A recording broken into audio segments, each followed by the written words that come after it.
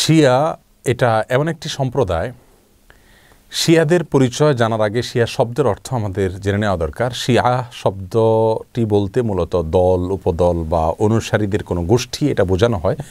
শিয়া বলতে বোঝানো হয় শিয়াতু আলিয়িন বা আলী রাদিয়াল্লাহু তাআলা আনহুর অনুসারী গোষ্ঠী, এদেরকে শিয়া বলা হয়। বা আলে বাইত রাসূল করিম সাল্লাল্লাহু আলাইহি সাল্লামের পরিবার কেন্দ্রিক যাদের ভক্তি বিশ্বাস এগুলো গড়ে উঠেছে তাদেরকে সাধারণত শিয়া বলা হয়।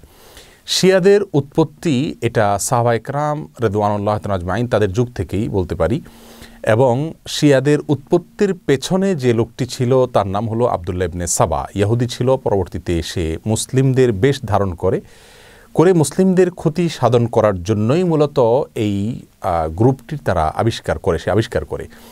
শিয়াদের সম্পর্কে আমাদের দেশের সাধারণ মুসলমানদের মধ্যে ধারণা খুবই কম। আমরা অনেকেই মনে করি মুসলিমদের মধ্যেই একটি সাধারণ দল শিয়া, অথচ শিয়াদের যে সমস্ত বিশ্বাস আছে সে বিশ্বাসগুলো ইসলামের একেবারে মৌলিক বিশ্বাসগুলোর সাথে অনেকগুলো বিশ্বাস আছে যেগুলো সাংঘর্ষিক।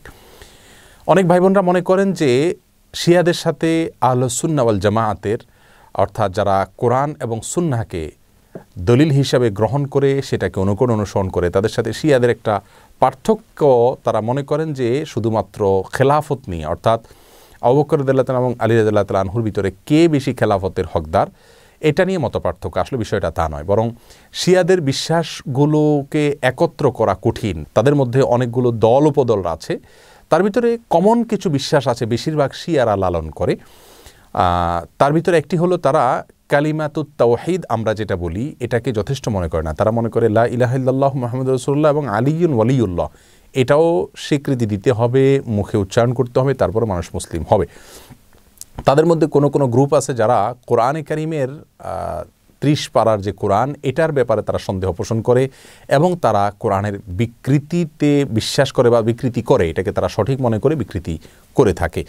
তাদের মধ্যে বড় অংশ বা সবচেয়ে বেশি অংশ বলা যেতে পারে, প্রায় সবাই বলা যেতে পারে তারা সাহাবীদেরকে সবাইকে কয়েকজন বাদে আলী রাদিয়াল্লাহু তাআলা আনহু, আব্বাস রাদিয়াল্লাহু তাআলা আনহু সহ কয়েকজন বাদে হাসান হুসাইন, ফাতেমা রাদিয়াল্লাহু তাআলা আনহুম সহ আহলে বাইত যারা তারা ছাড়া বাকিদেরকে তারা কাফের মনে করে এবং সাহাবীদেরকে গালমন্দ করাটা এটাকে তারা সওয়াবের কাজ মনে করে, ইবাদত মনে করে। আয়েশা রাদিয়াল্লাহু তাআলা আনহা রাসূল আকরাম সাল্লাল্লাহু আলাইহি ওয়াসাল্লামের সহধর্মিনী, তার চরিত্র নিয়ে তারা সন্দেহ করে, যার চরিত্রের বিষয়ে কোরআনে কারিমে সূরা নূরে আল্লাহ সুবহানাহু ওয়া তাআলা পরিষ্কারভাবে ঘোষণা দিয়েছেন।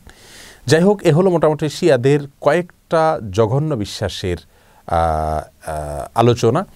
এবারে আসি শিয়াদের একটা বিশেষ দল, তাদেরকে ইসনা আশারিয়া বলা হয়। মূলত ইসনা আশার শব্দের অর্থ হলো 12। ইসনা আশারিয়া গ্রুপ বলতে শিয়াদের ওই গ্রুপকে বলা হয় যারা 12 জন ইমামে বিশ্বাস করে, অর্থাৎ যারা মনে করে যে 12 জন ইমাম আল্লাহর পক্ষ থেকে নির্ধারিত, তারা রাসূল করিম সাল্লাল্লাহু আলাইহি সাল্লামের ওয়াফাতের পরে ধারা পরম্পরায় আসছেন এবং তাদের মধ্যে প্রথম ইমাম ছিলেন আলী রাদিয়াল্লাহু তাআলা আনহু এবং সর্বশেষ ইমাম ছিলেন মুহাম্মদ ইবনুল হাসান আল আসকারি।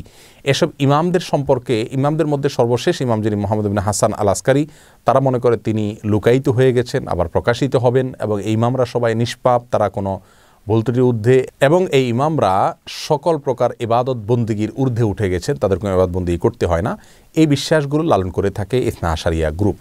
শিয়াদের ব্যাপারে আমাদের ধারণা কি হবে, তাদেরকে আমরা কাফের বলবো কিনা? উত্তর হলো শিয়াদের মধ্যে যারা আয়েশা রাদিয়াল্লাহু তাআলার চরিত্র নিয়ে সন্দেহ করে, কোরআনের ব্যাপারে যাদের সন্দেহ রয়েছে এবং বিকৃতি সাধন করে থাকে, এবং কেউ আছে রাসূল করিম সাল্লাল্লাহু আলাইহি সাল্লামের রিসালাত নিয়েও সন্দেহ করে। তারা বলে যে জিবরিল ভুলে রাসূল করিম সাল্লাল্লাহু আলাইহি সাল্লামের কাছে রিসালাত নিয়ে আসছিল মূলত আলী রাদিয়াল্লাহু তাআলার কাছে। এরকম আর অনেকগুলো বিশ্বাস লালন করে। এই সম্প্রদায়গুলোকে বা এইরকম বিশ্বাস লালনকারীদেরকে আমরা মুসলিম মনে করতে পারি না। তবে হ্যাঁ, তাদের মধ্যে অনেকগুলো গ্রুপ আছে যাদেরকে সরাসরি কাফের বলা যায় না, তাদের অনেকগুলো ভুল এবং ভ্রান্ত বিশ্বাস রয়েছে। এদের মধ্যে সবচাইতে সাধারণ যেটা বিশ্বাসের দিক থেকে সবচাইতে তুলনামূলকভাবে কম জঘন্য বলা যেতে পারে সেটা হলো আবু বকর রাদিয়াল্লাহু তাআলা চাইতে আলী রাদিয়াল্লাহু তাআলাকে খেলাফতের জন্য অধিক হকদার মনে করা। শিয়াদের অনেকগুলো ভ্রান্ত বিশ্বাস নিয়ে বিস্তারিত এবং বিশদ আলোচনা করা দরকার, তা না হলে তাদের বিষয়ে আমাদের ধারণা পরিষ্কার হবে না। একজন মুসলিম হিসাবে আমাদেরকে সঠিক ধারণা যেমন রাখতে হবে, তেমনিভাবে ইসলামের বিষয়ে কারা কি ভুল ধারণা লালন করে সেগুলো আমাদের জানতে হবে।